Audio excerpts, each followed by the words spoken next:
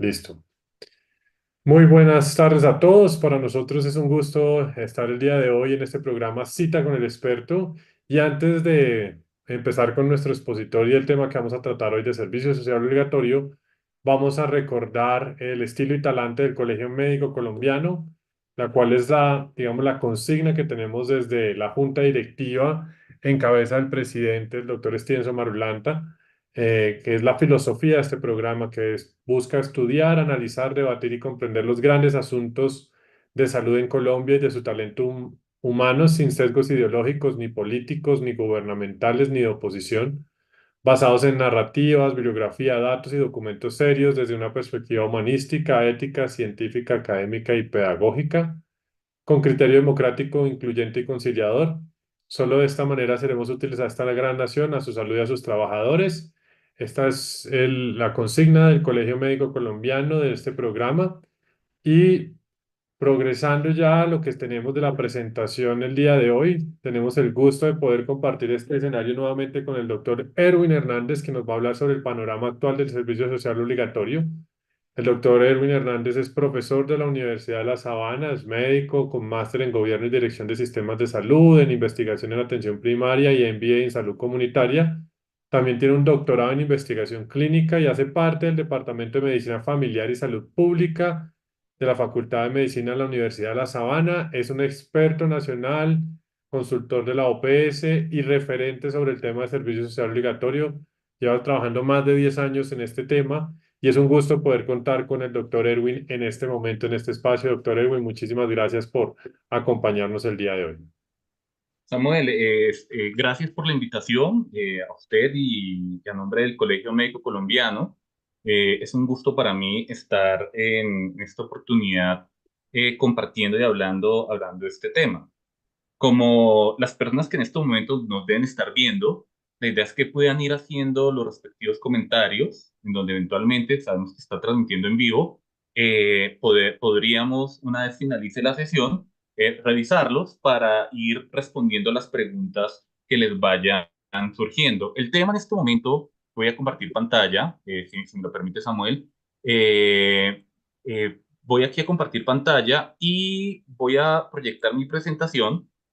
Le agradezco que me confirme si la está viendo, Ya en la estamos donde, viendo, doctor. Perfecto. perfecto, en donde en esta presentación, como se puede observar, está orientada para que en un espacio aproximado de una hora podamos ilustrar cuál es el panorama actual. Y este tema actualmente, como lo estaba mencionando, está de moda debido a algunas declaraciones y a un proyecto de resolución para modificar una parte de las plazas o de la asignación de las mismas.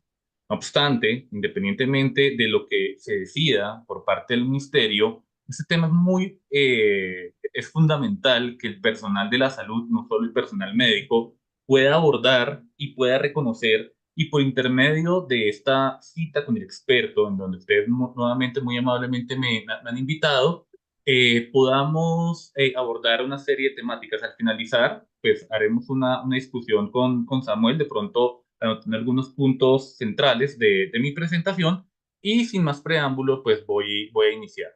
Entonces, lo primero que hay que destacar como parte de este proceso es que la tabla de contenido la quise dividir en cinco puntos. Primero, iniciando con una etapa de antecedentes, y esto es fundamental entenderlo, de dónde viene el servicio social obligatorio, porque pues, existen mitos sobre el tema. Eh, También el marco normativo vigente del 2022 al 2024, el análisis de la política del servicio social obligatorio, porque es una política desde su formulación y su implementación, la relevancia del servicio social, sus desafíos y problemáticas, finalizando con unas conclusiones y recomendaciones y dejando un espacio para una reflexión final o una discusión con Samuel, y posteriormente, como acabo de mencionar, para las personas que nos están viendo en este momento en directo o en diferido, responder algunas preguntas que se puedan ir solucionando. Entonces, ya para arrancar, para poder iniciar, dentro de los antecedentes, yo quiero iniciar con la justificación de la experiencia previa, porque a pesar de que Samuel lo mencionó, y sin el objetivo de ser presuntuoso, ser arrogante, pues en este camino, casi que de manera accidental, he ido adquiriendo una experiencia desde el año 2006. Ya llevamos aproximadamente 18 años acompañando a distintos médicos y otros profesionales en el país en el servicio social obligatorio. Esto implica que durante este tiempo, y todo inició de manera accidental, se ha podido ir acompañando y entendiendo los cambios de normativa sin ser abogado, como Samuel lo mencionó en mi caso particular. Yo soy médico, iba aprendiendo sobre la marcha, he ido apoyando a distintos profesionales, pero también esto me permitió crear un observatorio que es privado, no es público, para los médicos que son de mi universidad, el cual hemos podido documentar los casos y servir de apoyo, en donde a la fecha tenemos 409 integrantes activos en ese observatorio, donde hay muchísimos casos, hemos resuelto casos similares y hemos inclusive documentado cómo ha sido ese proceso. Igualmente, en mi canal de YouTube, está allí, que es Erwin Unizabana, de forma pública, muchas personas han expuesto casos y problemáticas, incluso preguntas sobre el servicio social obligatorio, y se han resuelto 320 del 2020 al 2024. También desde la Dirección de Talento Humano en Salud del Ministerio, fui invitado en representación de las universidades a ser parte de la mesa técnica del 2017 al 2019 con una postura neutral. Y por último, una investigación conjunta que hicimos de manera curiosa con el Colegio Médico Colombiano en el 2019 sobre las condiciones salariales y de contratación del personal de salud, donde una muestra, pues no representativa, sino por conveniencia, de más de 8.000 profesionales de la salud, tuvimos unas muestras 75 médicos en servicio social obligatorio. De estas muestras, solo el 10% de los entrevistados tienen jornadas laborales menores a las 176 horas. Queremos decir que el 90% está superando la jornada laboral. El 30% recibió menos de 2.5 millones de remuneración mensual, y el 50% manifestó inconvenientes relacionados con la constricción del ejercicio, cambios en condiciones laborales, retraso en el pago, acoso laboral, entre otras problemáticas laborales. Con base en este panorama, pues me ha permitido entender y tener distintos puntos de vista con respecto a lo que es el servicio social obligatorio. Nuevamente, solicitando excusas si suena arrogante o presuntuoso. Pero este tema del servicio social obligatorio viene desde 1949, no es un tema nuevo. Y a pesar de que muchos, particularmente de zonas principales como Bogotá, están cuestionando que el servicio social se debería eliminar, cabe destacar que esto viene de 1949, promovido por el doctor Héctor Abad Gómez en Medellín, en donde crea el servicio de salud rural. Y por eso el servicio social obligatorio para algunos es equivalente al año rural, en donde, mediante el decreto 3842, se elimina el internado, porque antes se hacía el internado, y con base en dicho decreto se elimina el internado y se reemplaza por el servicio de salubridad rural, en donde este servicio social se concibió como un año de práctica en zonas rurales como un requisito obligatorio para obtener el título de médico. O sea, en su momento sí era necesario para obtener el título de médico y todavía las personas no se graduaban. Llegando a casi 8 años después, en 1957, se restaura el concepto de internado porque se consideró que era importante la influencia que tenían las universidades y también el propósito pedagógico que tenía el internado. Y el año rural, pues, era complementario y se da después del grado como un requisito previo para obtener la tarjeta profesional. Ya saltando hasta 1981, con la Ley 50, este fue un hito muy importante para el servicio social obligatorio porque se constituye como una normativa nacional y se crea el Consejo Nacional Coordinador, en donde se crea este servicio social, en donde a partir de esta fecha se han creado una serie de decretos, resoluciones que han modificado aspectos como cuánto debe durar, en dónde se deben asignar las plazas y quiénes son los responsables de crear este proceso para su gestión. Entonces, como mencioné, entonces en 1982, mediante este decreto, por ejemplo, se mencionó que el servicio social obligatorio debería ser de 6 meses en zonas de conflicto armado o como se conoce popularmente como zonas rojas. En el 95, por ejemplo, mediante la resolución 795, se crean estándares técnicos administrativos para su despliegue, lo que se necesita para poder crear la plaza. En el 2002, como parte de una política de Estado, se elimina el servicio social de 6 meses porque en teoría en el país ya no existían zonas rojas, en teoría.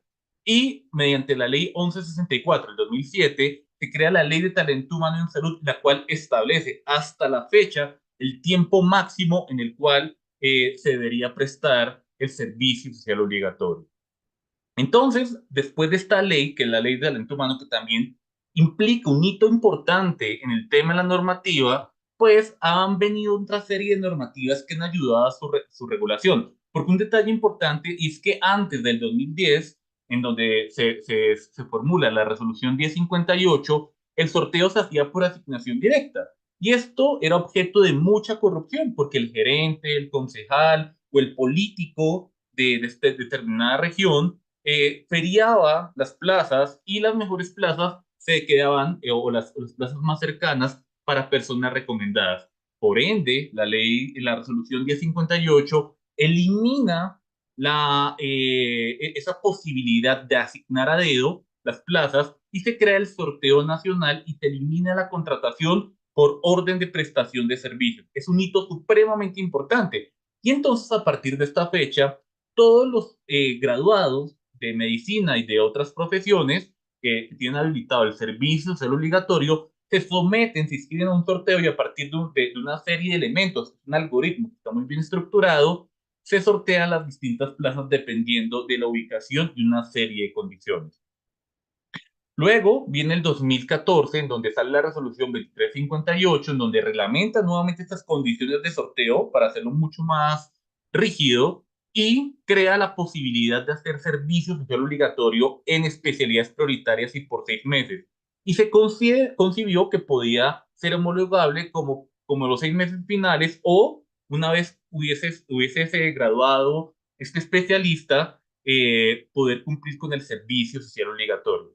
Luego, en el 2015, se modifica la resolución del 2014 que habla de la asignación directa, que ya voy a hablar en otras diapositivas, y la resolución 6357, que es de diciembre del 2016, pero se conoce en 2017, crea una resolución de forma temporal debido al efecto del posconflicto de ese momento para crear unas condiciones de exoneración especiales y crear unas plazas muy particulares en las zonas veredales o zonas del conflicto, zonas que, como menciono, ya hoy no existen. Luego, el decreto 538 de 2020, en plena pandemia, determina o da la posibilidad de crear plazas de forma temporal para responder al COVID-19 y se flexibiliza el proceso de asignación. Una vez se levanta la pandemia, en junio del año 2022, pues ya este decreto pierde vigencia y el decreto vigente, el más actual, es el 774 del 17 de mayo de 2012, el cual regula o digamos actualiza los elementos de la prestación del servicio social obligatorio. Entonces, de esa manera, después de ver ese marco histórico y entender que el servicio social obligatorio, pues a lo largo del tiempo ha ido mejorando, es importante mencionar y pasar a la segunda parte de esta presentación y consiste en reconocer el marco normativo vigente, el cual pues aplica para la actualidad. Cabe destacar que a finales del año pasado salió una circular en donde ampliaba el servicio social obligatorio no solo a las profesiones básicas que antes lo hacían, como medicina, enfermería, bacteriología y odontología, no crea la posibilidad de que el resto de profesiones de la salud también creen las plazas en servicio social obligatorio. No obstante, para la fecha en la cual estamos haciendo este webinar, pues no se conoce y todavía falta mucho tiempo para entender qué ha sucedido con dicha creación. Entonces, como mencioné, pues la resolución 774/2022 es la resolución más importante que un médico o otro profesional recién egresado o que está en proceso de servicio social obligatorio debería tener en cuenta. Hablar de las otras resoluciones ya no tiene sentido, como lo veremos a continuación, porque esta resolución integra y actualiza todo el proceso. Esta resolución tiene distintos capítulos que solo voy a mencionar a modo de información para que las personas que estén viendo este webinar lo tengan en cuenta y quieren revisar algunos de estos capítulos. Tiene el primer capítulo que habla de disposiciones generales, el capítulo 2 que habla de las modalidades del servicio social obligatorio, el 3 que habla de las plazas, el 4 el proceso de asignación, el quinto que se refiere a asignación directa en plazos de situaciones excepcionales, el sexto cómo se debe desarrollar, el séptimo qué pasa cuando hay renuncia o no se ocupa una plaza, el octavo los deberes y los derechos, noveno, los comités departamentales del servicio social, el décimo, la vigilancia y el décimo primero, las disposiciones finales. Como es un poco aburrido pasar por todos los artículos y todos los capítulos, me voy a centrar en los capítulos más importantes para entender el funcionamiento del servicio social obligatorio.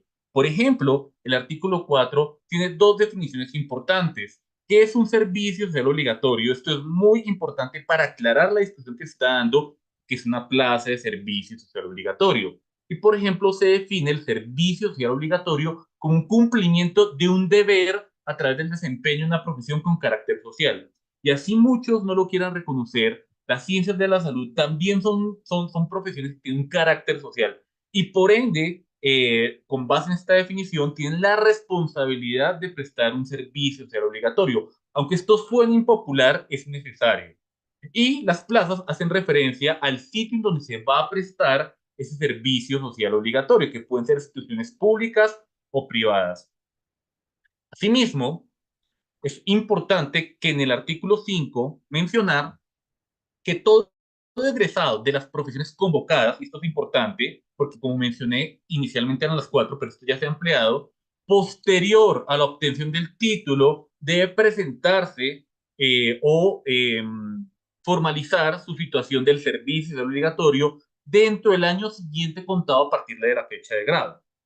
Un detalle importante que quiero mencionar es que la resolución no dice qué pasa si yo, por ejemplo, me voy un año de viaje y después al año siguiente quisiera prestarlo. En eso no es claro y eso posiblemente puede ir en contra de algunos derechos, como por ejemplo el derecho al trabajo o la elección de profesión. Entonces no es claro y como no es claro, es un vacío que se tiene y para mí no tiene mucha aplicabilidad. Porque ¿qué pasaría si yo decido no presentarlo? Pues la misma resolución no establece que no se puede presentar posteriormente. La resolución no tendría la capacidad de negar la posibilidad de prestarlo. Pero asimismo el artículo 6 establece que la duración, y ojo con esto porque es una pregunta muy frecuente que me hacen, es doctor, ¿puedo conseguir un rural de 6 meses en zona roja? La respuesta es no, esos rurales ya no existen. Y con base en la normativa que establece, la que estoy presentando, el rural tiene un término máximo, esta palabra es clave, de un año. En muchos sitios, y esto es fundamental tenerlo en cuenta, en algunas oportunidades, como por ejemplo el rural que venía posteriormente, decide renunciar o no hubo asignación de plaza, de forma ingenua intentan engañar al rural que está en ese momento, diciéndole que no puede dejar el cargo porque no ha llegado a su reemplazo. Y muchas veces lo hacen quedar 1 o 2 meses posterior. Y esto no es infrecuente, es muy frecuente, y una de las respuestas que hemos utilizado pasando derechos de petición es solicitar la terminación inmediata, porque la misma normativa, y lo dice la ley 1164, exige que el rural no supere el año. Eso quiere decir que si no se supera durante un año, podría en algunos casos ser menor, como lo mencionaré en algunas situaciones especiales. Como por ejemplo, hay un rural de 9 meses y son los rurales por convenios establecidos entre hospitales y universidades. Son situaciones especiales que hasta el año pasado desconocía que existían, pero con la conversación que tuve con un rural de la Universidad de Antioquia, él me comentó que habían algunas plazas que con el hospital universitario que ellos tienen se establecen por convenio y son plazas de 9 meses. Igualmente, es muy importante que dentro de ese tiempo puede existir de pronto una extensión de ese tiempo y esa extensión solo se permite en el caso de licencia de maternidad.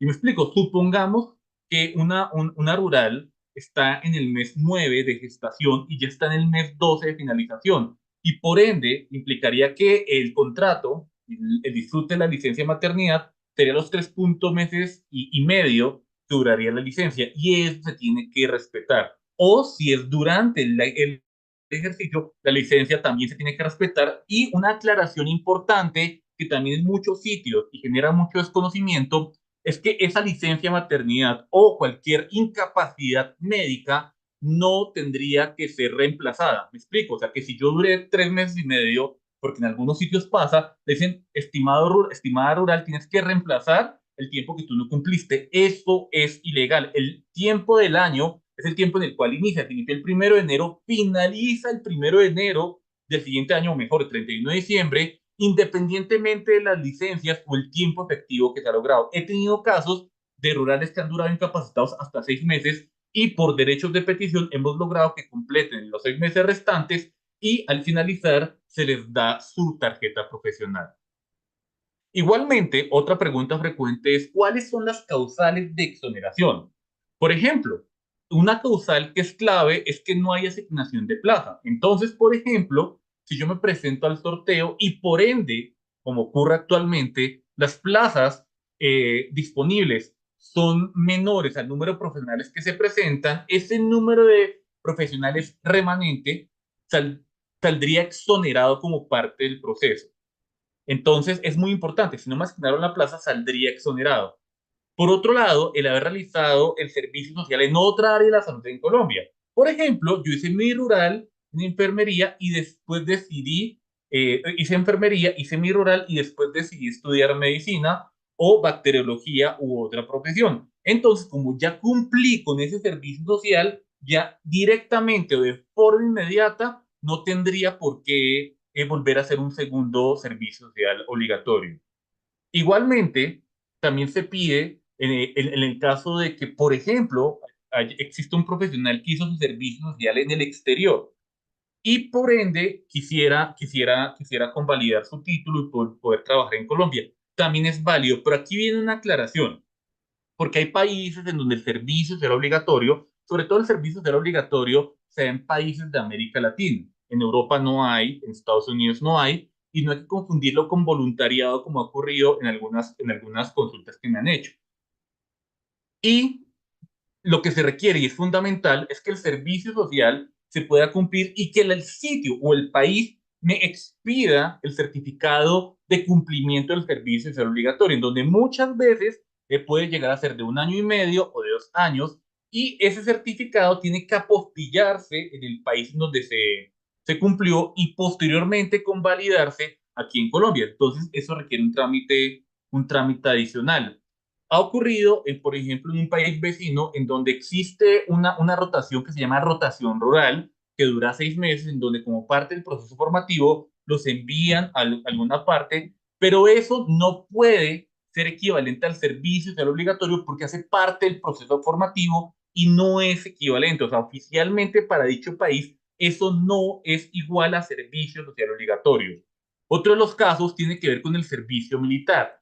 En el caso de los hombres que prestaron el servicio militar, se considera que ya cumplieron con ese servicio social y también podrían ser exonerados.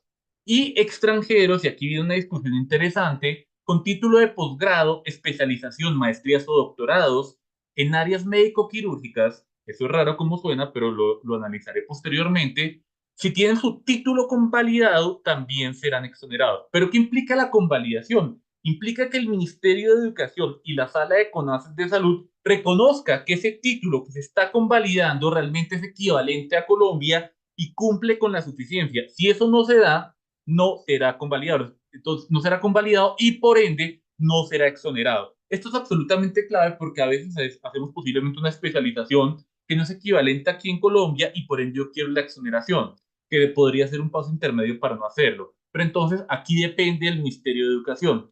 Y otro criterio de exoneración que también implica otra discusión interesante es la imposibilidad de cumplir con la plaza. Entonces, aquellos que acrediten la imposibilidad de prestación por enfermedad catastrófica, fuerza mayor o caso fortuito. Pero es enfermedad catastrófica, fuerza mayor o caso fortuito de quien lo está prestando. No es válido que mi mamá, mi prima, mi sobrina tuvieron tal situación y por eso tengo que estar. No es válido y ahí se han colocado tutelas y todas se han perdido porque la jurisprudencia es absolutamente clara. Pero otro caso que puede ser posible es que, por ejemplo, a mí me asignaron una plaza determinada y en dicha plaza ocurrió que cerraron la IPS.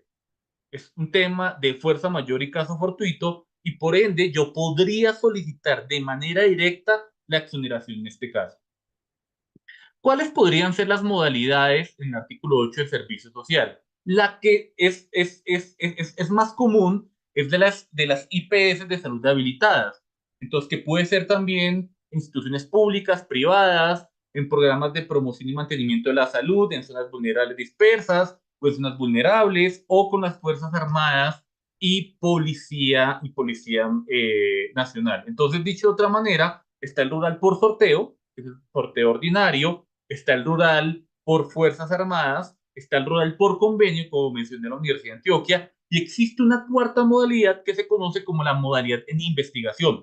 Entonces, algunas instituciones, y esto no es de conocimiento público, porque es una pregunta que se hace muy frecuente, en donde puedo conseguir estas plazas, no se conocen, la institución hace una convocatoria que no tiene que ser pública, puede ser cerrada, y puede asignar en la plaza de investigación a quien lo desee. O sea, no hay ninguna condición. Entonces, las plazas de sorteo, todos tienen la misma probabilidad. Las plazas de convenio pueden ser por asignación directa, las de las Fuerzas Armadas asignación directa y las de investigación asignación directa. ¿Y qué quiero decir asignación directa? Que es potestad de la institución decidir y determinar quién va a prestar el servicio social obligatorio en dichas plazas. Como mencioné, también está la opción de convenio. Entonces, para el convenio, particularmente la institución de educación superior que tenga pues, formación en áreas de la salud, porque pues, si yo tengo programas de ingeniería no puedo crear la plaza, y a partir de ahí puedo firmar un convenio con instituciones públicas o privadas para proveer las plazas y cumpliendo dichos requisitos, que la plaza sea aprobada por la Secretaría de Salud departamental, o sea, no la aprueba el ministerio, que se haga inducción de acompañamiento por parte de las entidades y que el convenio o la duración de la vigencia de la plaza sea de 7 años. Entonces, esto es muy importante. Si yo voy a abrir plazas de convenio, se abre por 7 años y no por una y única vez o un año, que es lo que es una confusión también muy frecuente. ¿Y cómo se da el proceso o las diferentes etapas? Este proceso que ustedes ven acá en esta diapositiva se repite cada 3 meses. Entonces, lo primero que ocurre es que el ministerio dice, voy a abrir convocatoria en unas fechas muy puntuales. Entonces, mediante esa convocatoria, le llega la información de las secretarías departamentales y distritales y el ministerio hace el reporte y publicación de plazas asignadas, que normalmente son 1.000 a 1.200 plazas por sorteo. Luego se hace la inscripción de los profesionales aspirantes, se valida y publica que estos profesionales cumplen con las condiciones. ¿Qué quiere decir? Que el aspirante tiene que estar seguro que puede llegar a presentarse al sorteo. Por ejemplo, si está castigado, no se puede presentar. O si, por ejemplo, los documentos están incompletos, no se puede presentar. Y entre esos documentos implica que en el momento que se haga el sorteo tiene que haberse graduado o ya tener el diploma como profesional de la salud. Luego de esta validación, se hace la asignación de las plazas, o sea, dicho de otra manera, se hace el sorteo y se publican los resultados. Los periodos de asignación o los sorteos son 4 en el año y tienen esta temporalidad. El primero va del 1 de febrero al 30 de abril, el segundo del 1 de mayo al 31 de julio, el tercero del 1 de agosto al 31 de octubre y el último del 1 de noviembre al 31 de enero. Estas fechas son muy importantes porque normalmente en el sorteo 2 y en el sorteo 4 es cuando más profesionales se presentan y por ende hay mayor probabilidad de exoneración, y este porcentaje de presentación obedece a la fecha de grado que tienen muchas universidades y por eso se decidió de esta manera.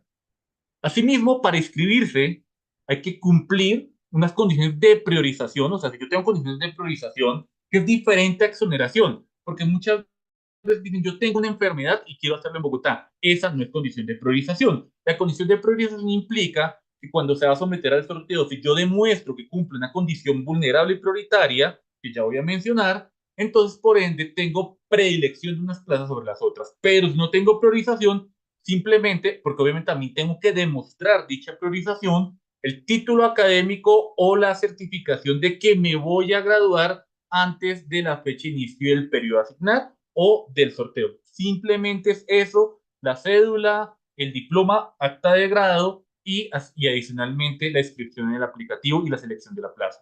Pero ¿cuáles serían las cuatro condiciones en las cuales se priorizaría la plaza? Madre o padre cabeza de familia. Y esto hay que acreditarlo, el ministerio tiene las condiciones. Mujer en estado de embarazo o en periodo de lactancia. Mujer población en condición de discapacidad y víctimas del conflicto armado. Y para eso hay que demostrar la condición. Pero un detalle interesante es que si, por ejemplo, pues yo fui víctima del conflicto armado en determinado departamento, pues la priorización normalmente no sería en sitios donde se expondría e incrementaría pues dicha condición. La idea no es vulnerar o incrementar dichas condiciones. Y cuando se da la asignación directa, como cuando, por ejemplo, se hace el sorteo y la plaza que fue asignada no es tomada por el profesional al que fue adjudicada o, por ejemplo, en el ejercicio decide renunciar. Yo renuncié y la plaza queda vacante. En ese caso y en ese ejercicio, y también es una aclaración importante, la plaza inmediatamente queda disponible y solo podrá ser asignada durante el periodo que dura ese sorteo. Porque esta es una aclaración importante que también muchas IPS confunden. Como ya quedó asignación directa, creen que de manera perpetua la plaza va a quedar disponible hasta el siguiente año, entonces rifan la plaza y resulta que a los 2 meses posiblemente les llega el rural y tiene un rural tiene dos rurales al tiempo y termina ganando el rural de sorteo. Y muchas veces ellos dicen, pero yo no mandé la plaza. No, porque las plazas no pueden quedar indistintamente en el tiempo por asignación directa para evitar corrupción y evitar incumplimiento en la política. Solo va a quedar de asignación directa hasta el siguiente sorteo. Y la vinculación se da de la siguiente manera. En el caso de que sea una institución privada, se hace por contrato y si es por una institución pública, se hace por posesión, no se entrega contrato.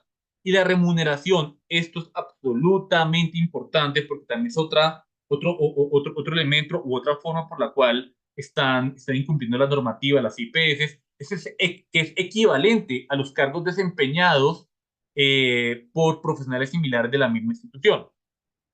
Y aquí una claridad importante. En muchos sitios me dicen algunos médicos rurales, doctor, en tal plaza me están pagando 2,5 millones, pero a los médicos generales que sacaron de graduar le están pagando 3 millones de pesos. Y la respuesta es que ellos tienen más experiencia.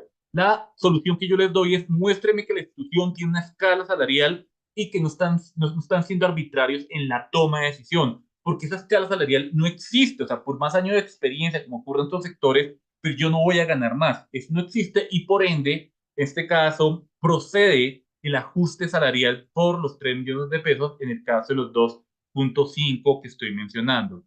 También es importante que para incentivar, sobre todo en plazas alejadas, la plaza, y esto se demuestra en el sorteo, puede establecer incentivos para que ocupen dichas plazas, ya sea asignación directa o ya sea por sorteo, como por ejemplo transporte aéreo. He visto muchas plazas en Bichea del Amazonas que le dicen, inclusive al profesional, mire, usted se viene para acá o escoge esta plaza y le doy 2 tiquetes aéreos al año para que usted pueda ir a visitar a su familia.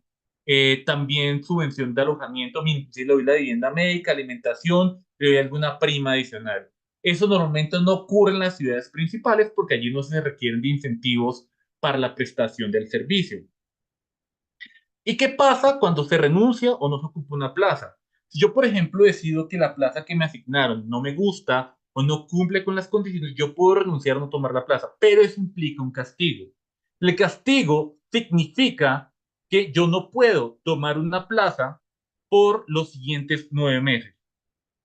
Esto ha cambiado en el tiempo porque, por ejemplo, esto normalmente ocurrió en el sorteo y antes yo podía presentarme a plazas de fuerzas militares e investigación o en este caso por convenio si estaba castigado en el sorteo.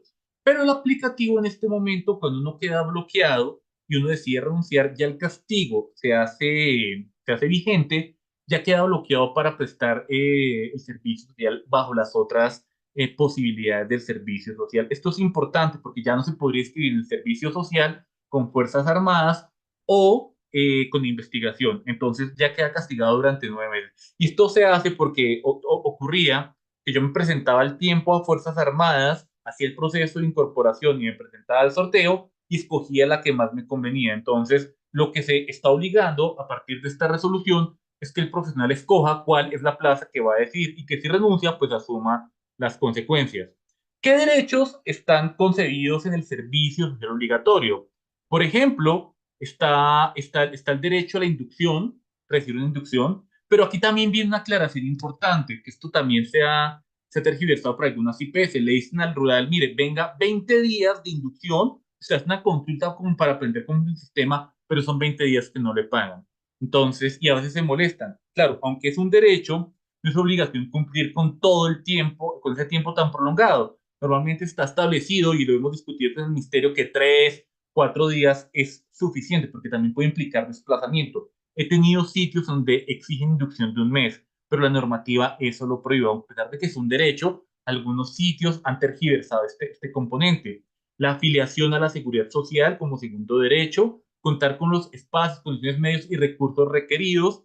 Y ojo con esto, si no por ejemplo, no tengo insumos, ese no puede ser criterio de exoneración porque aquí no está definido. Horarios, tengo el derecho que los horarios y turnos establecidos conforme a la normatividad laboral vigente. ¿Y cuál es la normatividad laboral vigente? El Código Sustantivo de Trabajo. No existe una normativa especial para el rural en el tema del trabajo.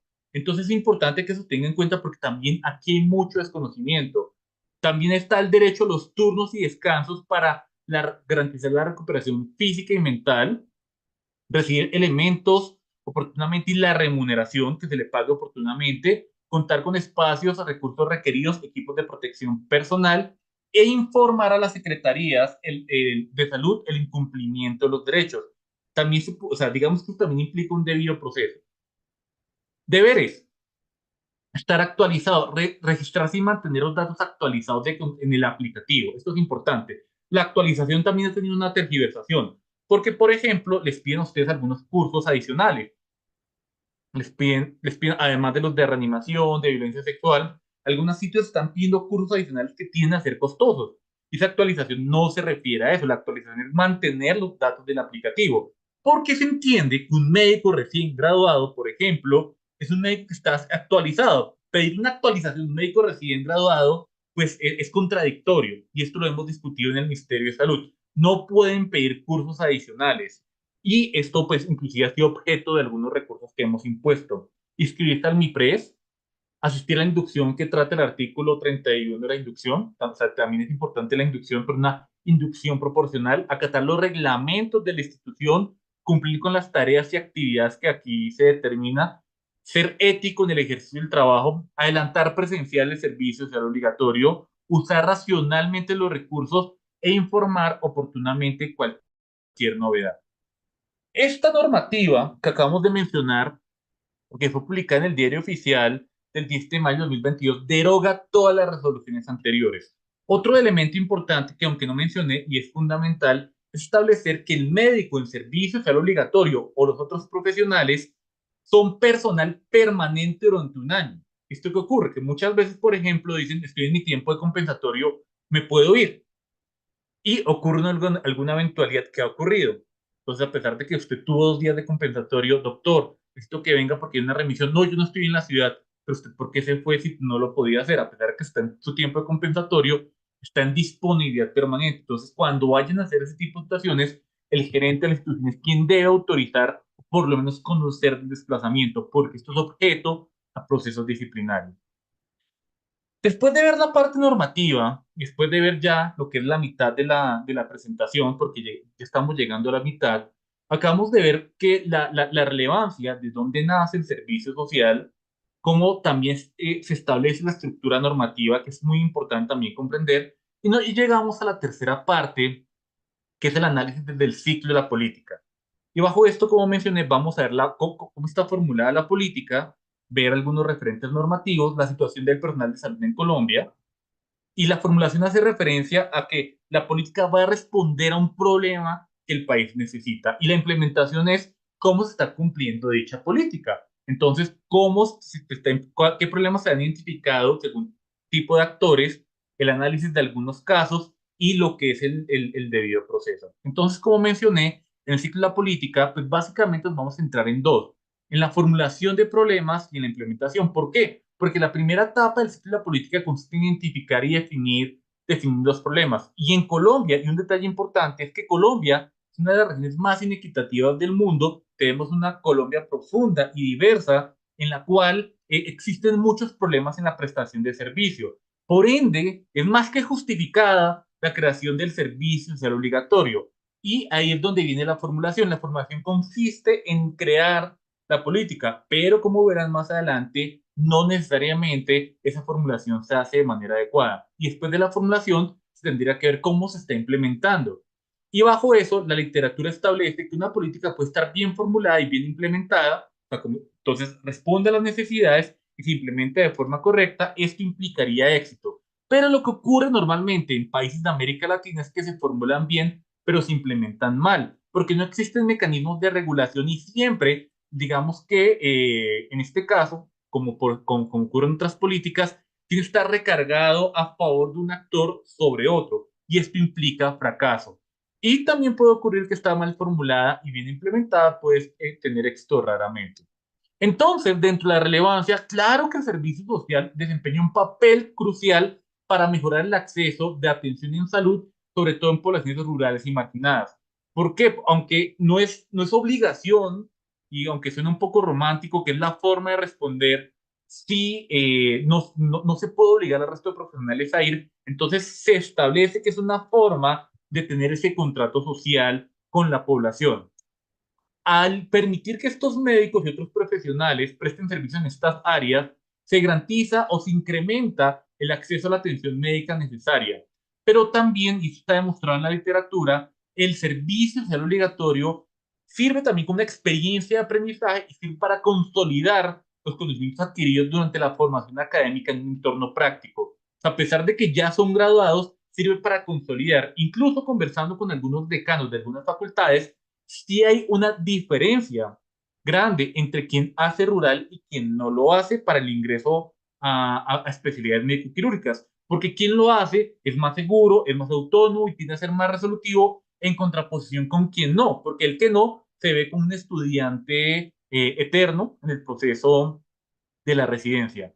Pero también el servicio social ayuda a acercar al profesional de la salud a diferentes grupos culturales, a comprender de primera línea la necesidad, que esa primera línea no se ve en los hospitales grandes, pero también el profesional en servicio social obligatorio tiene la posibilidad de contribuir a mejores prácticas y al empoderamiento de la población, pero genera y contribuye a responsabilidad, compromiso y ética profesional.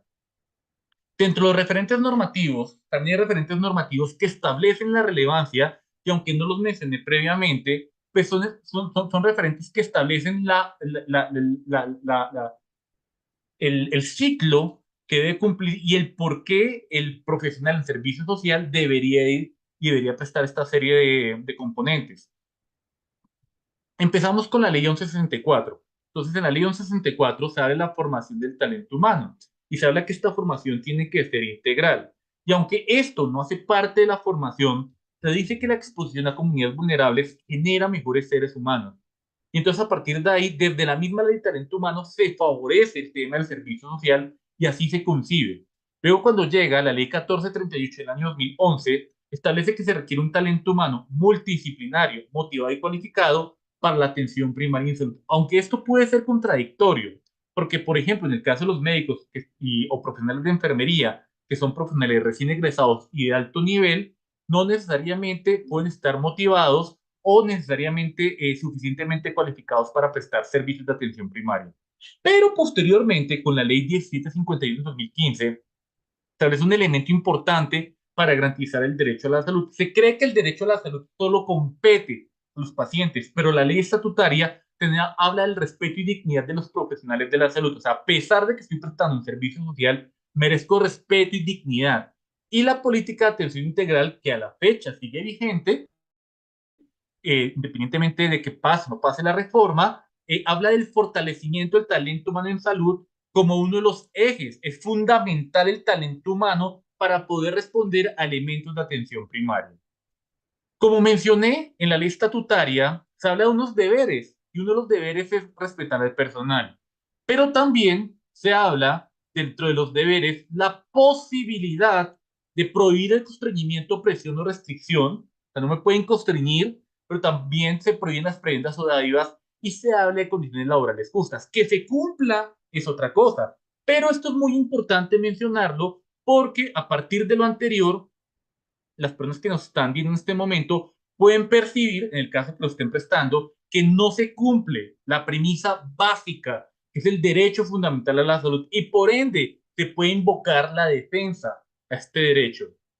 Por otro lado, aquí un detalle interesante, y esto es para mencionar que el tema es relevante, porque, por ejemplo, cuando yo comparo la densidad de profesionales de la salud de medicina y enfermería en Colombia, pues Colombia tiene 21,08 médicos por cada 10.000 habitantes en el año 2020 y 13,3 profesionales de enfermería por cada 10.000 habitantes. Si lo comparamos con otros países, absolutamente inferior. O sea, todavía necesitamos mayor personal sanitario y sobre todo en ese proceso de transición o envejecimiento de la población. Pero lo otro que es más preocupante es que para que la atención primaria en salud funcione, normalmente la relación es de 1 a 2, pero ojalá de 1 a 3, entre el personal de medicina y profesionales de enfermería. Y aquí en Colombia la estamos viendo de 1 a 0,6, y es inferior, porque no se le está dando reconocimiento al resto de profesionales. Y esto también traduce o permite concluir que se está recargando lo profesional. Y esto habla de un modelo medicalizado.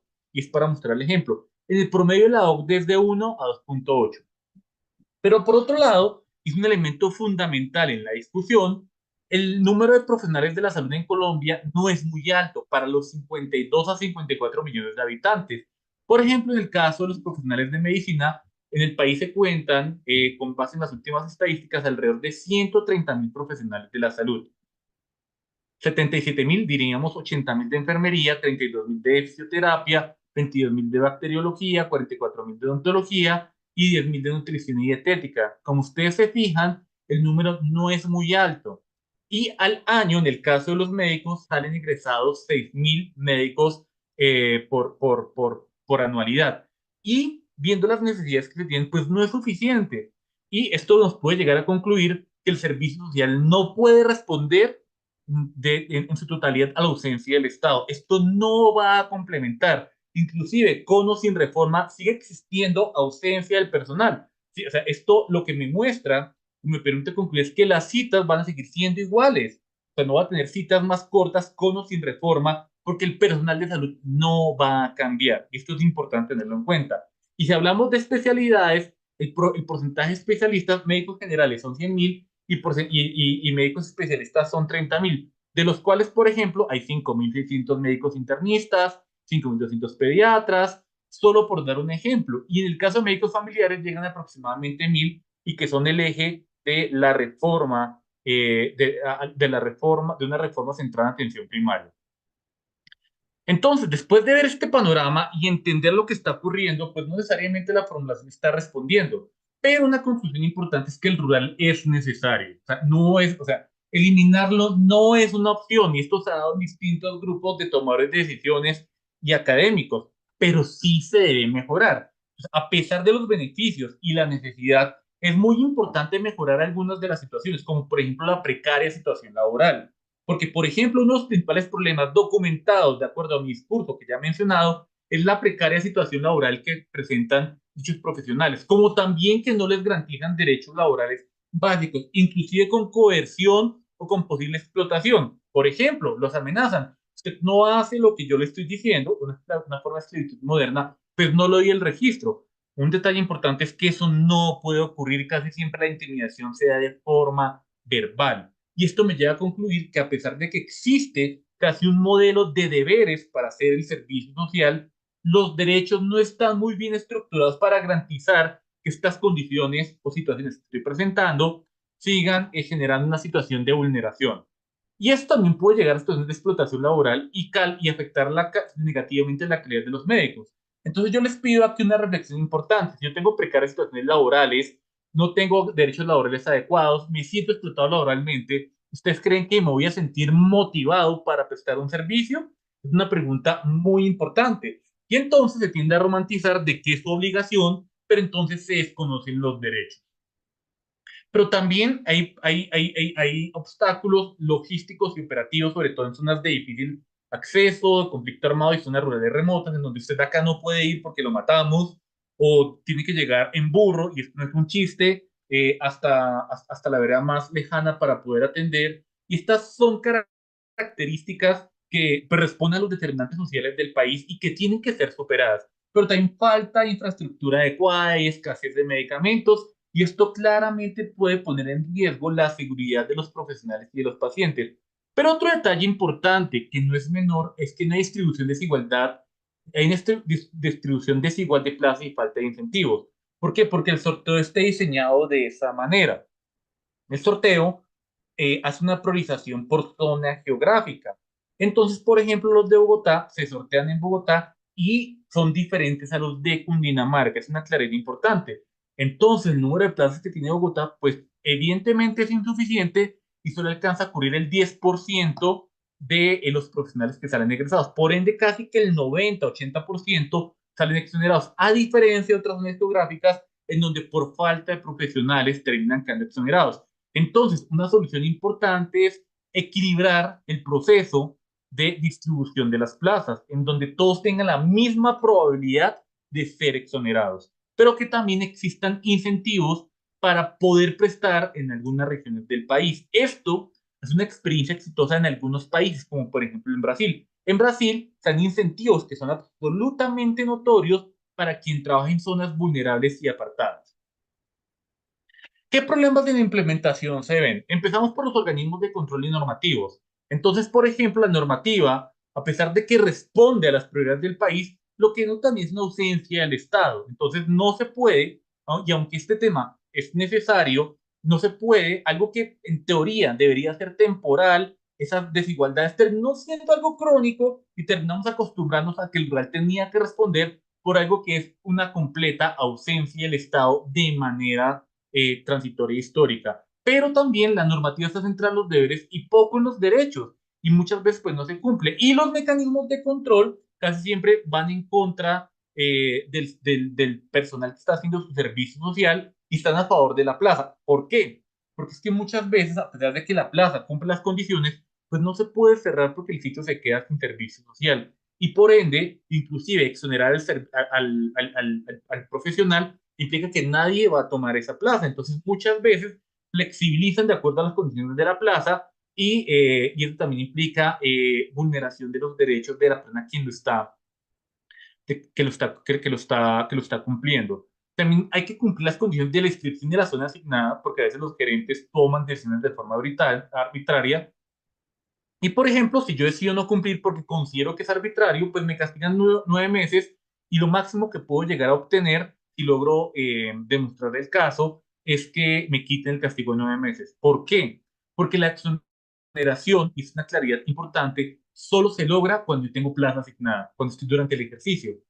Entonces yo no puedo pedir exoneración si renuncié, porque si ya renuncié, quiere decir que ya perdí dicha condición. Por eso nunca renunciar, pero generar el proceso. Pero aquí hay una noticia un poco triste, porque en Colombia, como un Estado social de derecho promulgado en la Constitución, se habla de un debido proceso, y ese debido proceso en donde yo tengo la posibilidad de defenderme y solicitar la reparación o la defensa de mis derechos. La contraparte también tiene la posibilidad de defenderse, y en ese tire y afloje se pueden demorar 2 a 3 meses. No es un tema inmediato, a menos que sea algo grave. Me explico, yo logré una exoneración en una semana por un tema absolutamente grave en donde la institución no tuvo posibilidad de defenderse porque el tema era absolutamente claro.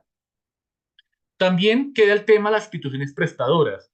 Entonces, por ejemplo, hay muchos problemas de tipo laboral, hay sobrecarga laboral, y esto no está reglamentado, no se dice qué va a pasar en el tema de la sobrecarga. Por ejemplo, se inventaron la disponibilidad, se dice que el profesional en servicio social obligatorio está en disponibilidad permanente, pero eso en la realidad es un turno disfrazado, y es el motivo principal por el cual conviene más un profesional en servicio social que un profesional graduado. ¿Por qué? Porque este profesional graduado le tengo que pagar el turno, porque es un turno efectivo. En cambio, al que está en servicio social obligatorio, le pago la disponibilidad efectiva, pero particularmente la disponibilidad implica que lo pueden llevar a cualquier hora de la noche. Pero también a veces no les pagan o no les reconocen los turnos nocturnos, dominicales y festivos con la excusa, en el caso de las plazas públicas, de que un empleado público no puede tener horas extra, pero sí tiene el derecho, y eso también lo desconoce, muchos lo desconocen, del reconocimiento por lo menos en tiempo. Entonces, si no me lo reconoce en dinero, reconózcamelo en tiempo. Pero también existe que no hay pagos adicionales. No, yo no le pago adicional por lo adicional que hace, porque es su obligación, y en esto están equivocados, esto no está reglamentado, y hay retraso en el pago hasta 3 meses. A hoy, 2024, puede ser criterio de exoneración, pero hay que soportarlo muy bien. Hay que demostrar muy bien el proceso. Se han fallado tutelas a favor de profesionales en el rural, que incluso la Secretaría de Salud Departamental no reconoce cuando se demora más de 3 meses. Pero ojo, es cuando cumple 3 meses que se inicia el proceso. Entonces, esto es muy importante porque si yo al mes y medio no tengo pago, digamos que lo que se le exige a la institución es que pueda pagar, pero no es criterio de exoneración. Entonces también hay una modalidad, también puede existir también autonomía médica, por ejemplo, en el caso del SOAT, estimado médico, formule todo porque es paciente SOAT y hay que formular, esto va en contra de la autonomía médica, y también en el servicio social hay pocas posibilidades de desarrollo profesional. Esto es muy importante, ¿por qué? Porque prácticamente es un año en el cual yo estoy prestando un servicio, pero no me estoy actualizando, no estoy aprendiendo. Esto es muy importante porque no se me da la posibilidad. Es como si fuera un año centrado en la práctica, pero digamos que el resto de elementos de desarrollo profesional no se tienen en cuenta. Y en la parte normativa, muchas veces no cumplen los requisitos de asignación de plazos. Algunos son arbitrarios. En el caso del profesional también hay problemas en la implementación. Muchos profesionales en servicios de obligatorio no lo ven como proyecto profesional y vocación del servicio y buscan la exoneración o que no se o no cumplir con el servicio social. Entonces muchas veces o no se inscriben o no se inscriben al sorteo y esperan de pronto algunas plazas de asignación directa o buscan quedar en plazas muy centrales y buscan mecanismos inclusive no muy éticos o pagan se ha encontrado en algunas regiones del Caribe colombiano que pagan por la exoneración, parte de que es ilegal, no es ético, pero además no están preparados en atención primaria, tampoco están preparados en gestión clínica y todavía les faltan elementos para ser más resolutivos. Pero esto no es culpa de ellos, esto es culpa también de un proceso que se requiere fortalecer. Esto no quiere decir que estén mal preparados, es una aclaración importante, no faltan algunos elementos que se pueden subsanar desde la formación de entender las particularidades del país y tener un proceso de formación y actualización con base en dichos componentes. Me explico, si yo fui formado en Bogotá y me mandan, por ejemplo, al Cauca colombiano y tengo población indígena, pues no es mi culpa que yo no entienda el manejo de la población indígena porque a mí nunca me lo enseñaron, porque nunca estuve expuesto. Entonces es muy importante tener dicha exposición y un proceso de acompañamiento para poder prestar mejor los servicios. En cuanto a las plazas, este es un dato que tenemos del 2018. Por ejemplo, en 2018 se sortearon 4.663 plazas, de las cuales el 72% eran públicas, 22 privadas y 6% de Fuerzas Armadas, en donde el promedio del pago fue alrededor de unos 2.300.000, con un percentil 95 de 2.800.000 y un percentil 25.200.000. Esto lo tratamos en la mesa técnica del servicio ser obligatorio, en el tiempo en el que estuve, en donde se buscaba que las plazas no existieran, porque en algunos casos, en algunas plazas muy particulares del Caribe colombiano, terminaban pagando alrededor de un salario mínimo. Y esto va en contra de las condiciones laborales dignas, pero también el equivalente, como mencioné previamente, a que se le pague equivalente a un profesional en las mismas condiciones. Este es el caso de plazas de medicina. Incentivos, bonos de 700 y 900.000 pesos, viáticos, vivienda, compensatorio de 5 días que no se pueden ocupar, auxilio de alimentación. ¿Y qué no son incentivos? ¿Qué hacen parte del derecho? Prestaciones primas, horas y extras. Otra pregunta frecuente es, ¿tengo derecho a vacaciones? Claro, una vez finalice, le pagan sus vacaciones. No se pueden durar durante el proceso. Y no se puede pedir descanso no remunerado. Eso no existe en el rural, porque por ejemplo tuve un caso de un rural que me decía es que me voy de viaje con mi familia, pero no me quisieron dar el permiso, voy a pasar un permiso no remunerado. Le dije, no se lo van a dar porque está interrumpiendo el servicio y a partir de ahí no le están vulnerando ningún derecho. Causales de exoneración en el 2016. Caso fortuito o fuerza mayor, 33%. Amenazas, enfermedad, cierre de plazo, incumplimiento del tipo de vinculación, incumplimiento de la S, plaza ocupada, embarazo de alto riesgo, ya el embarazo inclusive es una condición de exoneración, no habían creado la plaza en el aplicativo, la plaza no existía, y especialización. Esto ya no aplica de la ley de residencia del 2019, o sea, muchas veces yo estaba haciendo mi servicio social obligatorio y pasaba a la residencia, por ende, yo podía solicitar la exoneración. ¿Por qué? Porque tenía que cumplir con una serie de condiciones y en este caso se daba, pero eso ya no existe desde el año 2019. Quejas en el servicio social obligatorio, causas en 2016 a 2017. El 27% demora en los pagos, 18% incumplimiento en la vinculación o demora, que puede ocurrir, no pago de horas extras, 18%, y esto se suma a pago de disponibilidad, 5.5. Creo que este es muy alto, puede llegar al 30% en el caso de las plazas. Falta de insumos, 9%, inseguridad, 7%, y acoso laboral, 5%. Esto lleva también a otra situación, y es muy importante ya ir cerrando este tercer capítulo para pasar a la última, que es la parte de las conclusiones. Como mencioné, al año se gradúan aproximadamente 6.000 médicos, pero el número de plazas es alrededor de 4.000. Pero para mejorar los problemas, hacer un nuevo modelo, se necesita, y esta es una discusión que se está teniendo desde los tomadores de decisiones, que todo el personal esté formado en atención primaria. Esto es fundamental, esto es importante. Pero también se ha hablado desde el ministerio que es posible que aumenten de 2.000 a 3.000 las plazas en servicios sociales, en el servicio social, y se habla de 4 a 6 billones de pesos, particularmente en los centros de atención primaria, o abrir nuevas plazas a junio de 2024. Con eso se equipararía las plazas faltantes con el número de profesionales. Pero hay otros que proponen incrementar el tiempo del servicio social a 18 meses para mejorar la continuidad. Dentro de los principios de la atención primaria está la continuidad de la atención, que es la posibilidad de que un mismo profesional vea a las personas durante un tiempo determinado, porque eso mejora los resultados en salud.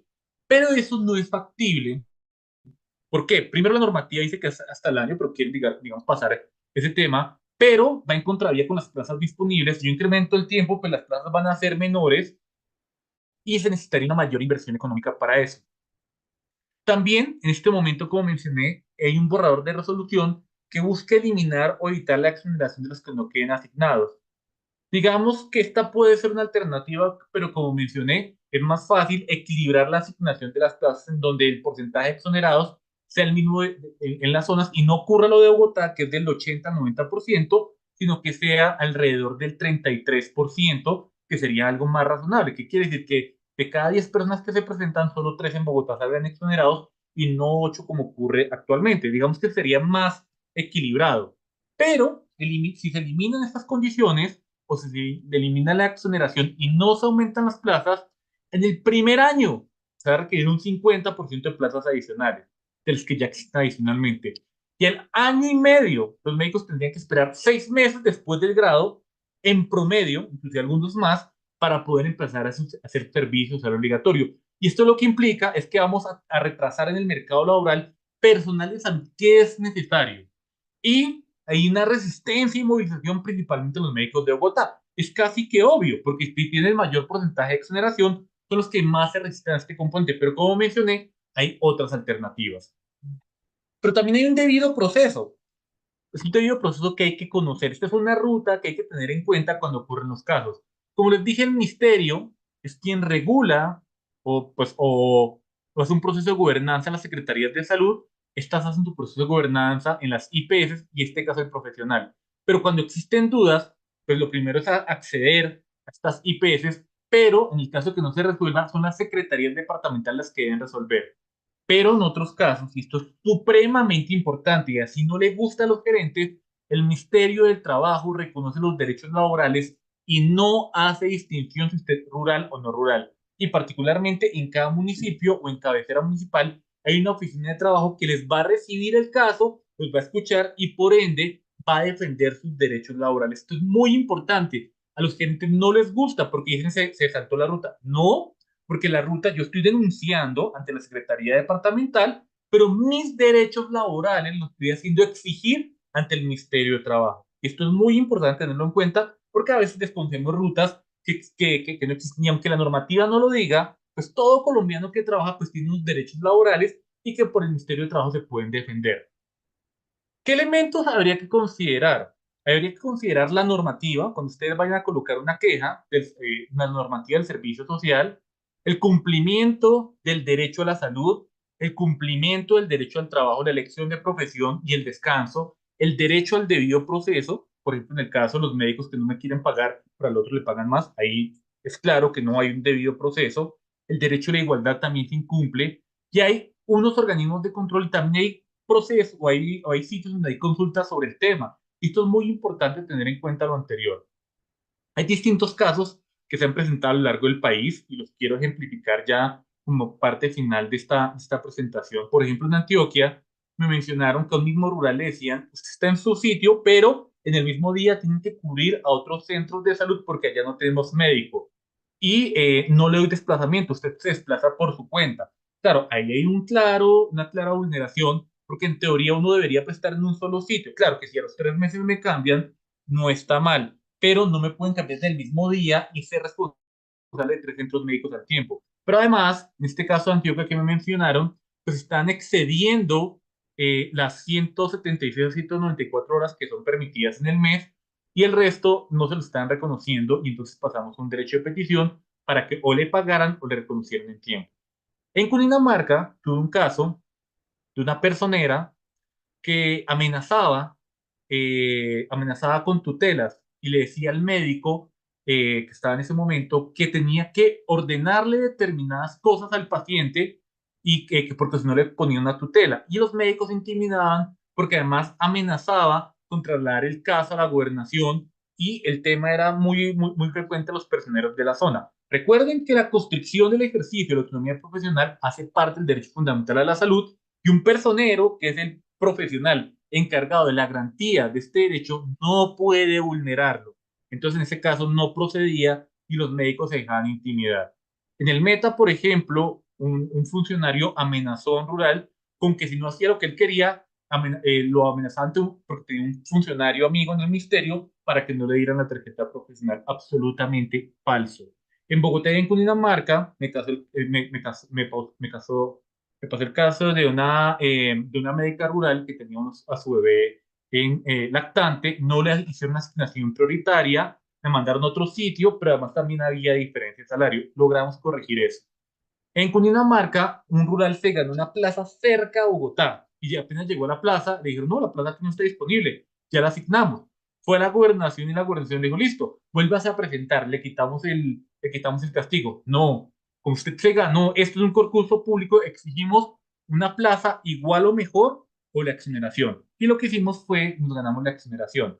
En Fuerzas Armadas, a veces ocurre que algunos médicos deciden irse por la fuerza, por estas fuerzas, y iniciar la carrera militar, y se les olvida que, por ejemplo, el personal que está en servicio social es personal civil no militar.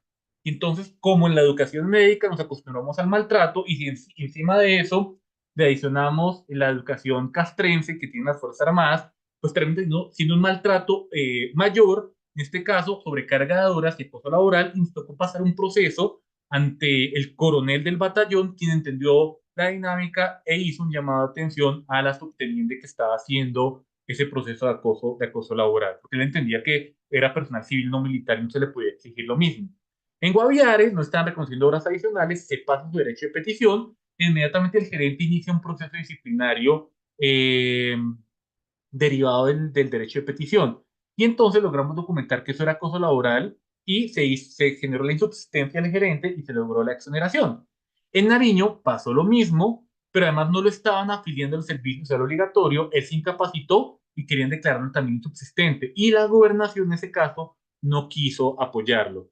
También en Cundinamarca tuvimos otro caso en una situación de seguridad gravísima. Exoneración inmediata a los 4 días, pero también tuvimos un caso inverso en Cundinamarca, en donde tuvimos, entonces, donde como parte el rural de este municipio le decían vaya a los centros comunitarios y a los centros de adultos mayores que quedan dentro del municipio, quedan a 3 o 4 cuadras a pie. El argumento del médico era no me corresponde ya que se implica desplazamiento. Entonces, en ese caso, la IPS me consultó y entonces le hicimos un proceso disciplinario con base en el manual de función pública y le hicimos un llamado de atención. Tienen que cumplir porque eso es parte de sus funciones. Pero también a veces es de lado y lado, y esto hay que decirlo. En Tolima no querían aceptar a un médico porque no tenía ASLS y otros cursos. Usted no puede arrancar porque no tiene esos cursos y tiene que pagarlos de su bolsillo. Entonces, en conjunto con el ministerio, porque yo acompañé al ministerio, pues en la normativa no exige cursos adicionales y mediante este radicado, que se puede citar el 2021 25 30 07 66 241 el 2021 de MinSalud, en donde en esta gobernación, a esta gobernación se le indicó que no se le podía exigir, la gobernación mandó la orden y a pesar de eso la IPS no quería aceptarlo, se puso una tutela y se le ordenó lo contrario. Porque claro, no se le podía exigir los cursos, y esto es muy importante. Los cursos se pueden exigir si es asignación directa. Y ocurrió otro caso en donde llegó una maestría en salud ocupacional convalidada, hizo su maestría en el exterior y no se consideró en la exoneración, que porque no era una maestría prioritaria. Pero entonces no se argumentó bien, porque recuerden que no existen maestrías médico-quirúrgicas, solo la especialidad ni tampoco el doctorado. Y entonces no es claro cuál sería una especialización prioritaria para exonerar. Ya vamos llegando a la parte de conclusiones y recomendaciones como parte final de esta presentación, que espero que, y aunque no puedo leer los comentarios porque estoy en otra plataforma, pero más tarde las revisaremos, vamos llegando a la parte de conclusiones y recomendaciones. Espero que existan los suficientes comentarios para ir haciendo pues la réplica en el caso de que queden ahí documentados y si no, después en el video pues entraremos a comentarlos. Dentro de las conclusiones, el servicio de salud obligatorio es necesario. Es improcedente eliminarlo. Y en esto varios académicos, varios tomadores de decisiones concordamos. Y en esto, pues voy a defender que el servicio social se mantenga, porque ayuda a mejorar la atención, la cobertura y proporciona una experiencia práctica que genera o consolida las competencias desde el punto de vista de educación médica. No obstante, y es importante, porque pues también la primera conclusión no debe ser desalentadora, enfrenta una serie de desafíos que deben subsanarse, porque esto puede mejorar la efectividad y el rol de este profesional. Ustedes imagínense, como le dije, desmotivado, no quiere hacer nada, pero motivado y con buenas condiciones, esto impacta positivamente en la atención en salud. Pero esto requiere de mayor inversión de recursos humanos y financieros, porque es que se asume el rural y es una forma indirecta de ahorrar recursos, pero no se está utilizando, y es todo lo contrario, esto implica una inversión porque es un profesional que está en zonas vulnerables en el cual tenemos que motivarlo, no es para ahorrar costos, no, y precisamente es todo lo contrario. ¿Qué recomendaciones están establecidas en distintas experiencias de otros países y en la literatura y con base en la experiencia? Que para atraer y motivar al profesional hay 5 cosas que se necesitan. Uno, mejorar la conectividad digital y la tecnología. Aunque suene un poco anecdótico, hay que por lo menos darle internet y servicios de streaming. Muchos de los rurales me dicen que se sienten aburridos, que no tienen nada que hacer, pero si yo pudiera garantizar y pues consentir, dicho de otra manera, incluso con la posibilidad de tener procesos de telemedicina y teleexperticia, sería adecuado. ¿Qué quiero decir? Por ejemplo, pues tengo una duda, pues puedo tener una teleexperticia con otro profesional en una zona lejana, pues esto requiere tener muy buena conexión a Internet y pues, es una apuesta que de los últimos años ha querido el país, pues tendría esa posibilidad de estar conectado, inclusive estar conectado con mi familia. O sea, a pesar de que estoy lejos, pues no estoy tan lejos. Pero también tener la posibilidad de actualización constante y capacitación continua, financiados por el ministerio y las secretarías, no por el profesional y capacitarlo en temas muy específicos. Pero también, y para mí esto me parece supremamente importante, incentivos financieros y priorización de becas para especializaciones y maestrías. Por ejemplo, mayor pago, descanso, auxilio de transporte, vivienda según distancia y vulnerabilidad. A mayor distancia de los centros urbanos, pues mayor pago, y eso tiene que quedar determinado. Pero también al que se vaya a esas zonas vulnerables, exoneración de créditos educativos con el Estado. Por ejemplo, el ICETEX. Tengo ICETEX, pero usted se va a tal plaza, exoneramos de la deuda. También priorización o el ingreso, becas para maestrías, pero también priorización para especializaciones médico-quirúrgicas según la distancia y vulnerabilidad. Si quiere ingresar a la residencia, pues hay una mayor priorización, más puntos en contraposición con quien no hace rural o quien lo hace en zonas cercanas.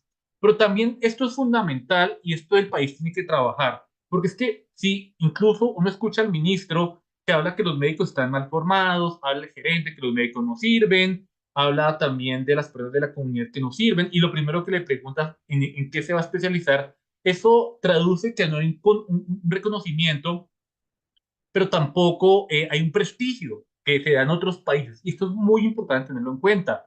El fomento del prestigio y la importancia de la misión médica, que es intocable, inclusive por los actores del conflicto armado, que esto es cuestionable en ese contrato social. Yo, usted lo llevo a hacer servicio social, pero usted es intocable. Usted tiene que ser protegido por toda la comunidad y tener un prestigio, como ocurría hace muchos años con el médico de cabecera.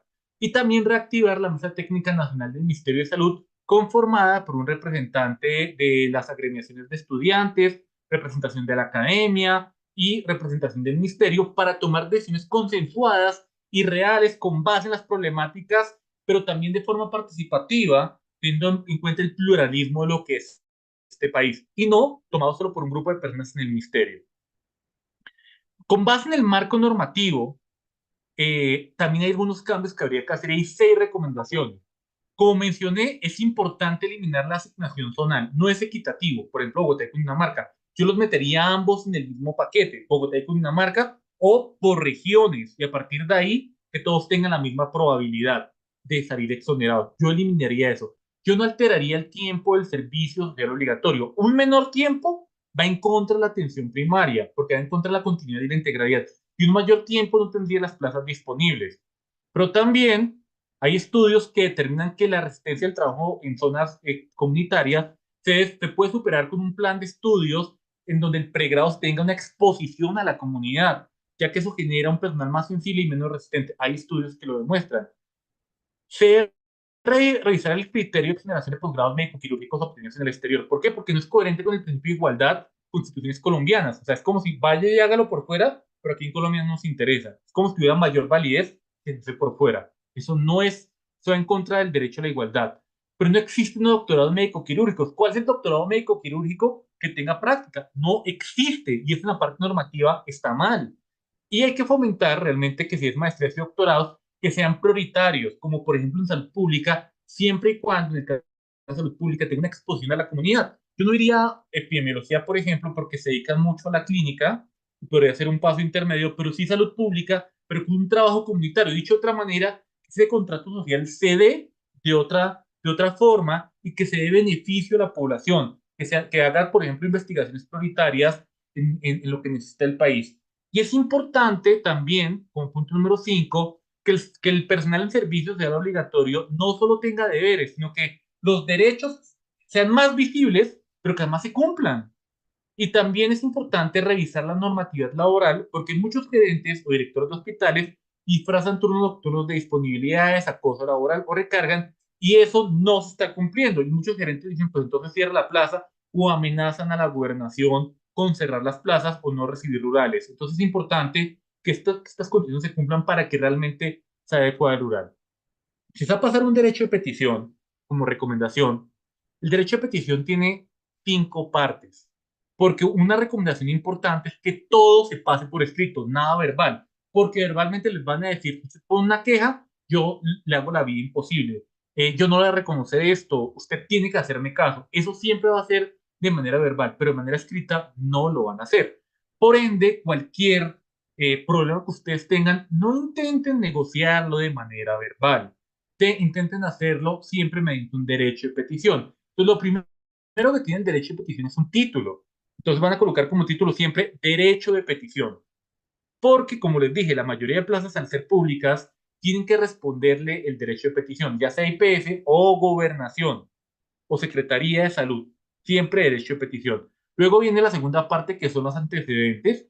Ahí nos escribe la normativa actual y los derechos fundamentales a los cuales ustedes tienen derecho. La situación actual son los hechos, dicho de otra manera, qué derechos fundamentales les están vulnerando. Y luego viene la solicitud. Por ende, la primera solicitud que ustedes deben pedir es que se defiendan los derechos vulnerados y no se limiten a pedir la exoneración, porque muchas veces no procede. Entonces, colocan un derecho de petición muy bien estructurado, por lo cual pido exoneración. Y les dicen, no, tiene el derecho, lo vamos a responder sus derechos, pero no lo exoneramos. Siempre pidan más cosas. Y en anexos pongan, por ejemplo, el conteo de horas en el caso de sobrecarga laboral. Recuerden que hay unos derechos que se están vulnerando y que esto tiene mecanismos de defensa derecho de petición, tutelas, demandas, y que tienen que responderles a ese derecho. Si no le responden a ese derecho de petición en 15 a 20 días hábiles, están vulnerando el derecho al debido proceso. Pero también la tutela se reconoce el derecho vulnerado y la ausencia de respuesta también es la vulneración. Pero también, aparte de eso, al Ministerio de Salud, Supersalud, Ministerio de Trabajo, también Procuraduría, Función Pública y Defensoría del Pueblo. A muchos gerentes no les gusta eso porque eso implicaría casi que procesos disciplinarios a ellos. Pero entonces ellos no tendrían que tener dudas o inquietudes porque si cumplen la normativa, pues no tendrían temor a responder a las solicitudes de los peticionarios que están en sus servicios obligatorios. Ya para finalizar, pues vamos acá ya cerrando. Dimos un espacio de casi una hora de esta presentación del servicio social obligatorio, en donde esperamos, en conjunto con el Colegio Médico Colombiano, que esto haya servido. Esto nos lleva a una reflexión final. El servicio social sí, pero con mejores condiciones. Y a partir de ahí también hay que ser más equitativo para que todos lo puedan presentar o que se elimine el recargo que tienen, por ejemplo, en algunas zonas del país. Recuerden, mi nombre es Erwin Hernández y estas son mis redes sociales, sobre todo, por ejemplo, está el canal de YouTube en donde se han documentado los casos o pueden escribir si necesitan algún tipo de apoyo que, como les he mencionado, desde hace 18 años he estado apoyando. Entonces, no sé, Samuel, si tenga alguna pregunta o comentario o quiera hacer de pronto alguna reflexión con base en lo que acabamos de mencionar. Doctor, muchísimas gracias por su completa presentación. Habían preguntas que, digamos, se van resolviendo con la medida que va avanzando en la presentación sobre problemáticas del rural, sobre cómo proceder en situaciones específicas del rural, sobre el horario, sobre la remuneración, pero creo que han estado un poco decantadas. Esas propuestas que usted plantea de beneficios y como de bienestar para el servicio social obligatorio, pues son una necesidad y son muy buenas ideas que podrían mejorar la política actual de servicio social obligatorio. Hace poco, en una reunión que hubo en el ministerio, hubo una postura de parte de entes de ciertas secretarías, principalmente en zonas apartadas, donde decían que si podían dar la reducción o cambiar un poco la situación de la plaza para reducirla a 6 meses, dado que todos a esas zonas no querían estar durante un año, todos los rurales que quedaban asignados y por ende pues tenían problemáticas para conseguirlos. Y es parte del estudio que se está haciendo. Obviamente pues eso no iría a favor completo de una política de estrategia de atención primaria, pero por lo menos permitiría ya una facilidad de movilidad, ¿no? Creo que no, una de las problemáticas del rural es que se trata de estandarizar desde un escenario todo el país y el país es demasiado diverso en términos de situaciones que se pueden presentar. Doctor, en su experiencia, y esta es como la pregunta que podríamos decir, ¿usted percibe que ha mejorado la política del servicio social obligatorio, la situación del servicio social obligatorio, o en qué no ha mejorado en específico y en qué se ha mejorado en específico? Bien, aunque es una muy buena pregunta, es la primera vez que me hacen esta pregunta.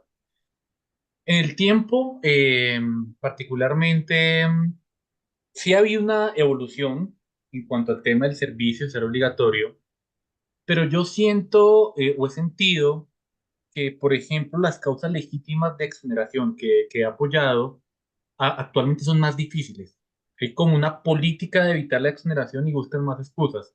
He encontrado más barreras y me ha tocado justificar un poco mejor algo que hace, por ejemplo, 5 o 7 años era para mí más fácil. Y entonces, por eso he encontrado la presentación de hoy es actualizada, mecanismos del Ministerio de Trabajo, desde la tutela, para lograr el cumplimiento de los derechos. Pues aunque digamos que la normativa está evolucionando, yo siento personalmente que está enfocada es a garantizar el servicio social como un deber, pero no cumplir los derechos. Porque, por ejemplo, una de las cosas interesantes que tenían normativas anteriores era que si la plaza no cumplía, la plaza se cerraba. Y eso no está actualmente. O sea, no hay un castigo para la IPS.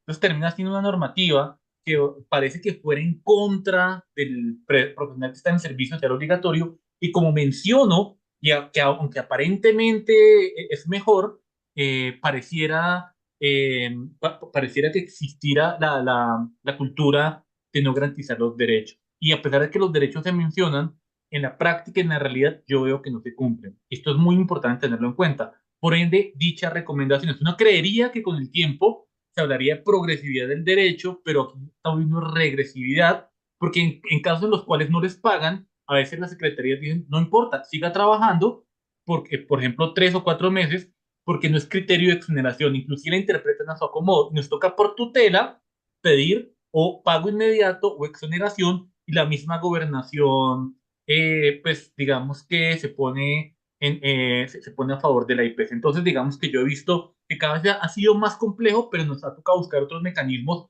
para lograr que se garanticen los derechos. Pero por otro lado, también ocurre que el profesional de la salud hoy muchos no quieren hacer. Y Mm. no sé, es un tema generacional, no puedo mencionar, es inclusive puede ser un juicio de valor y pues sería incorrecto de mi parte decirlo, porque pues tampoco para aprender hay que sufrir, y eso también hay que decirlo, pero el servicio social implica un beneficio también para ellos. No quiere decir que vamos, mandémoslos allá para que sufran, porque a todos nos tocó, porque también hace falta empatía, pero eso implica que no se quiera hacer porque bajo las condiciones actuales la medicina general se ve como un paso intermedio para ser especialista, o no me quiero ir porque pues digamos que no tuve esa suficiente sensibilización. Y es importante que realmente se vea de otra manera, pero pues no se va a ver de otra manera si yo no garantizo las condiciones laborales. Aquí es donde yo hago una reflexión final. ¿Usted se imagina, Samuel, que yo mejore las condiciones laborales, que los incentivos necesarios, inclusive para trabajar desde el Amazonas o desde el Chocó, y que estos profesionales no se quieran ir? Entonces ahí implicaría que posiblemente el problema es otro. Entonces digamos que aunque es especulativo, es importante, primero, a pesar de que la normativa ha sido más restrictiva, pues que también se den los derechos y se busquen los incentivos. Pero eso requiere una inversión económica. O sea, esto no es sencillo. Y entonces mientras esa inversión económica no se dé, pues esto no se va a dar. Y sobre todo en el caso, o en el argumento que yo estaba dando, en donde se piensa el servicio social como un personal casi que barato, incluso llegando hasta el límite de la esclavitud moderna. De acuerdo, de acuerdo. Vale la pena como recordar esa mesa de trabajo que hicimos con el ministerio en su momento y que ahorita estamos tratando de retomar un poco con los técnicos del ministerio del área de servicio social obligatorio, donde hacíamos esa revisión, esa veeduría ciudadana, lo podríamos decir así en esos términos de la situación del rural, las plazas y cómo mejorarlas. Doctor Ewing, muchas gracias por pues, su dedicación, su trabajo y todo este tiempo que ha